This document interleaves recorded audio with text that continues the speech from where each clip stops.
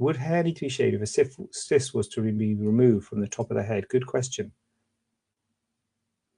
Oh my God, am I seeing myself?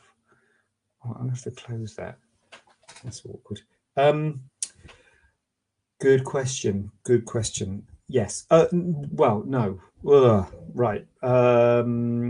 It's always difficult, this, because it depends on who's doing it. Good question, bad answer. Depends on who's doing it. So some people will shave a bit of hair from around it. I tend not to really shave much hair from around it.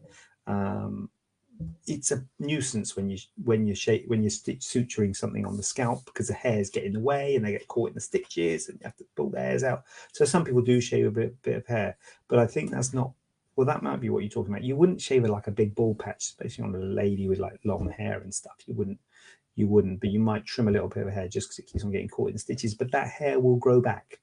And you would aim, if it is someone with long hair, that it would look normal. You wouldn't like have a bald patch over your scalp. That would be not good. That would not be cool. So we just wouldn't do that. No, we wouldn't shave a big area, but might trim a little bit of hair. The main thing about when you're taking a cyst off the scalp is that the hair, the scar hasn't got hair. You get something called scar alopecia. The scar doesn't have hair in it. So the scar itself won't have hair in it, but there will be hair on either side of the scar. So if you've got long hair, if you're a female with long hair, it'll be fine, because you have hair over the scar and it'll cover it. The main problem comes in men with short hair or thinning hair, because actually this is why the question is there. I saw a photo of a chap with a cyst on his scalp here, and his hair is thinning.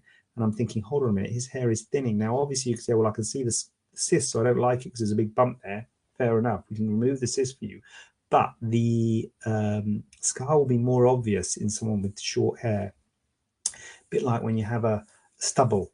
So if you have a scar on your chin, and it fades and all that, and you clean shaved, no problem at all. If you grow a bit of stubble, all of a sudden the scar becomes very well outlined, because when you've got short hair, you've got no hair on the scar, and it's a bit more obvious. Same with the scalp.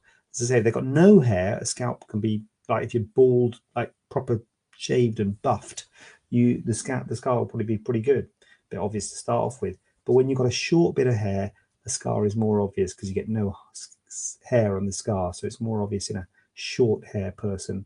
It's better if you've got nothing at all and you're totally bald, or if you've got long hair. Either extreme is good, but short hair is bad. Who knew?